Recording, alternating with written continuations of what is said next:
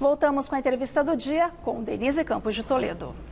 E vamos falar agora sobre a elevação dos juros básicos pelo Copom, decidida hoje, mais 1 ponto percentual na Selic, os desafios no controle da inflação e as implicações sobre a economia e os investimentos. Eu converso com o Jason Vieira, que é economista-chefe da Infinity Asset. Jason, boa noite. Boa noite.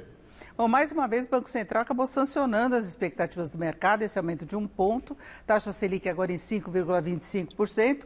A novidade é que ele já deixou contratado mais um aumento de 1 ponto para a próxima. Exatamente, Denise. É o que a gente chama no mercado financeiro de um Banco Central hawkish, ou seja, ele tem uma tendência de aperto monetário, de juros mais altos, mais fortes do que se imaginava antes. Ou seja, esse foi provavelmente a novidade. A novidade tenha sido no sentido de colocar mais uma elevação de juros, jogando juros para 6,25% ao ano. Provavelmente tenda a se repetir, fechando o ano em 7,25%, de forma a debelar, na verdade, uma inflação que não é debelada por política monetária. Ou seja, uma inflação que não adianta você subir os juros, ela não se resolve. Que é o problema do choque de oferta, que é a falta de suprimentos de diversos artigos do mundo que tem sido focado na China, ou seja, nós não temos controle. A demanda elevada por commodities que nós vendemos aqui no Brasil, e essa demanda elevada faz com que os preços subam e aí acaba impactando alimentos, acaba impactando diversas coisas. E, obviamente, o que acabaram de falar aí no jornal, a questão climática. O frio excessivo, muito forte nesse período, acabou afetando uma série de culturas, inclusive culturas frescas, e fez com que os custos se elevassem muito. E toda essa inflação, não adianta subir juros, ela não tem nenhum impacto se você subir juros. Ou seja, você vai tentar controlar pelo setor que está se recuperando, infelizmente. Mas a gente tem um problema no Brasil, que é a indexação, né? E o Banco Central ainda tem que lidar com a piora das projeções do mercado para a inflação do ano que vem, que tem relação com isso, tem relação com a retomada do crescimento. A gente já vê a projeção do ano que vem acima do centro da meta, né? Exato. E como nós vemos agora recentemente, essa ancoragem até que eu citei agora há pouco é exatamente isso, é o Banco Central tentar fazer com que as expectativas de inflação se ancorem em níveis mais baixos ou mais próximos à meta. Porque tem também o problema do cumprimento da meta. O Banco Central é obrigado a cumprir certas metas de inflação todo ano, que são determinadas pelo Conselho Monetário Nacional. E se ele não as cumprir, ele precisa responder ao Senado. Esse é um outro ponto importante que provavelmente vai acontecer este ano. E agora também, existe também a questão cambial. Porque uma valorização cambial, ou seja, o dólar caindo, ele gera uma sensação de conforto em termos de consumo e ele gera uma sensação de conforto em termos de preço, porque a economia brasileira, apesar de não parecer, ela é extremamente dolarizada. Ou seja, toda vez que o dólar sobe, o brasileiro sente muito no bolso. Então, se o mercado entender amanhã que este corte de juros valoriza a moeda local, ou seja, em relação ao dólar, o dólar pode cair e também ajuda a controlar a inflação. Hoje nós já tivemos uma queda do dólar quase no fechamento, exatamente pela expectativa que viesse um comunicado mais duro do Banco Central, que se confirmou. Você acha que amanhã há espaço para nova queda? Nós dependemos de fatores externos também em relação ao dólar, mas provavelmente sim, dado essa dureza um pouco maior do comunicado. Foi um comunicado realmente mais duro, mais impactante, pelo menos nesse aspecto de já fazer a contratação de uma próxima elevação de juros. Mas vamos ver, o Banco Central precisa equilibrar muito isso, porque essas elevações de juros, na verdade, elas podem contratar o que nós chamamos em termos de economia de voo de galinha no crescimento econômico. Ou seja, na hora que está se recuperando a economia, em vez de continuar indo para cima, acaba indo para baixo, porque a própria taxa de juros tem o seu impacto nisso e acaba contraindo a economia. A gente tem impacto sobre o custo do crédito de modo geral e já tem anúncio, por exemplo, de reajuste da taxa de financiamento imobiliário. E a gente sabe que o setor imobiliário tem se recuperado muito no embalo do financiamento com um custo muito menor em termos históricos, né? E com certeza é o setor que vai mais sofrer, porque infelizmente é o setor que melhor tem se recuperado desde a crise. É um setor que incrivelmente pouco sofreu durante a crise, conseguiu aproveitar muito bem a queda de juros, diferentemente do restante da economia. Foi um setor que continuou empregando, continuou aumentando salários. A gente acompanha constantemente índices chamado INCC, que é o Índice Nacional de Construção Civil, e nele tem o custo de mão de obra e o custo de matéria-prima. E o custo de mão de obra e de matéria-prima tem subido bastante nesse período. Ou seja, é um setor que está se beneficiando e pode ser que, dado o contexto, perca parte desse benefício por conta da elevação de juros. Agora, Dias, a gente estava falando dessa questão do comportamento do dólar, a gente tem visto muita volatilidade em geral no mercado financeiro, também por conta do noticiário político, né, esses embates que nós estamos vendo agora entre o judiciário, o STF, o presidente, o executivo. Nós temos ainda o mercado reagindo muito mal, algumas ideias do lado das contas públicas, parcelamentos de precatórios, a própria reforma tributária foi mal recebida, né, há muita resistência ainda em relação a isso, Bolsa Família maior do que o previsto no orçamento. Então, você acha, como é que fica esse jogo de forças? O dólar mais alto consegue atrair capital para o Brasil ou esses fatores de incerteza podem pesar mais?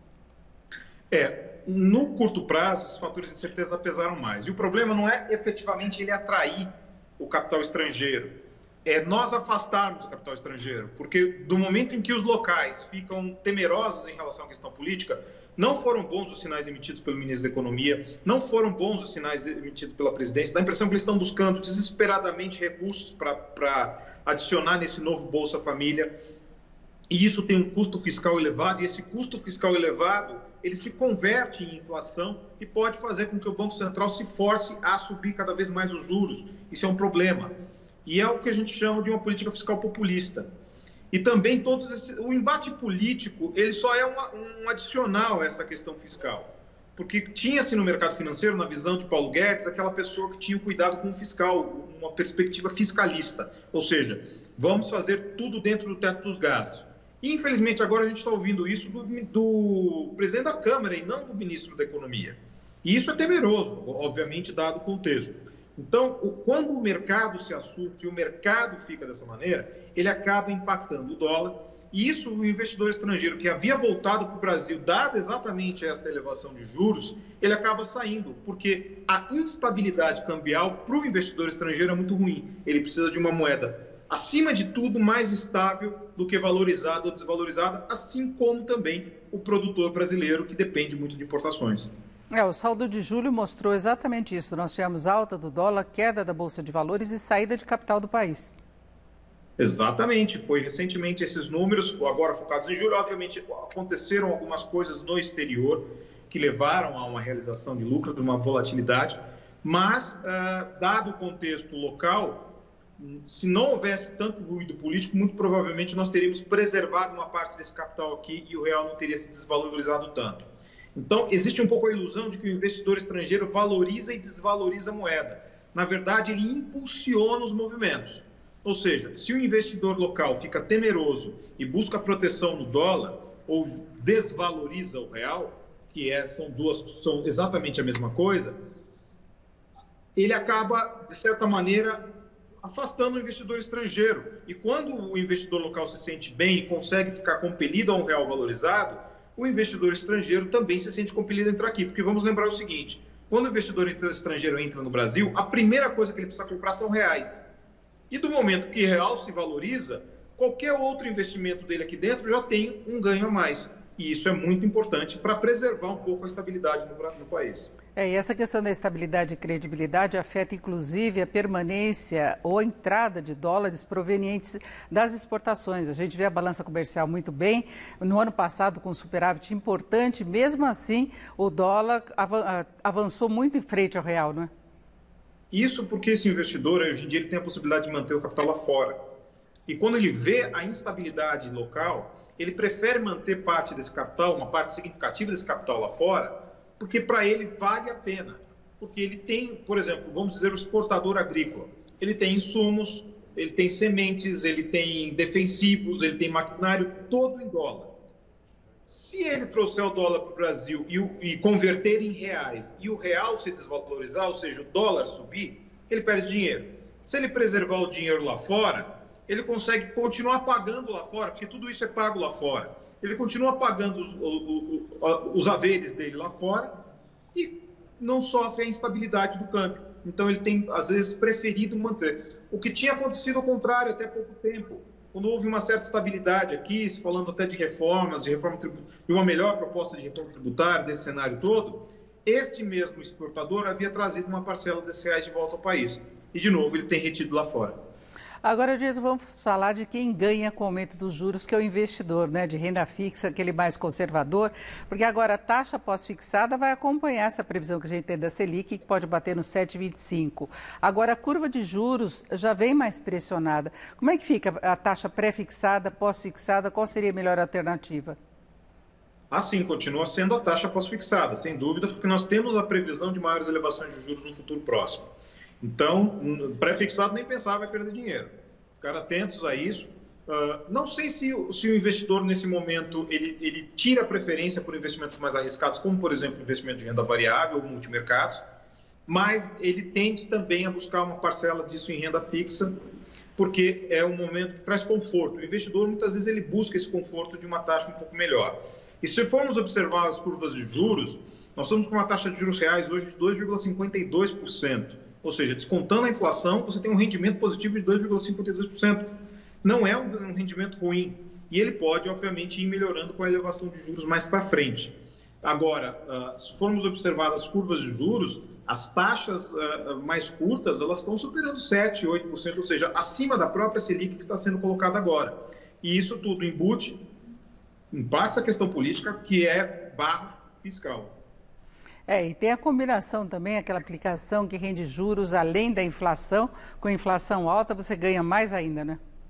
Exatamente. Então, você tem dois pontos agora que você pode ter investimentos atrelados à inflação e à taxa de juros que vão te dar um rendimento muito bom. Obviamente, quando a inflação começa a recuar, você ainda tem a taxa de juros que vai te render isso.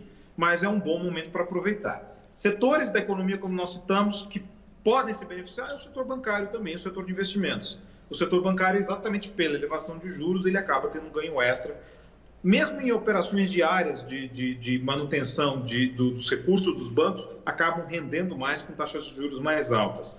E, obviamente, os setores de consumo, em especial de valor agregado elevado, veículos, imóveis, linha branca, esses, infelizmente, acabam sofrendo. Agora, Jason, a gente teria potencialmente condição de ver a Bolsa com uma performance bem melhor, com a previsão de crescimento maior da economia brasileira, com os balanços que têm sido divulgados, o que tem atrapalhado é exatamente essa instabilidade toda, receio, saída de capital, realização de lucros, né? Infelizmente isso, Denise, nós temos agora esta inflação também que foi problemática no curto prazo. O Banco Central ele trabalhou o ano passado excessivamente com juros baixos. Ele ficou correndo atrás da curva num momento muito crítico em termos mundiais, em que o dólar global caiu e jogou as inflações globais para baixo. Nós não conseguimos aproveitar muito bem esse momento, que nós fomos a pior moeda do ano passado. E agora ele tenta correr atrás da curva também, porque ele em vez de gerar um choque maior lá atrás, inclusive maior que o 75 que ele começou, ele ficou dizendo que a inflação era temporária, inflação era temporária. E quando um choque temporário desse, ele continua em alguém, ele eletrocuta. E é mais ou menos o que aconteceu com a economia brasileira, infelizmente, agora. Perfeito. Ouvimos o Jason Vieira, que é economista-chefe da Infinity Asset. Jason, obrigado. Uma boa noite. Obrigado. Boa noite a todos. Com vocês.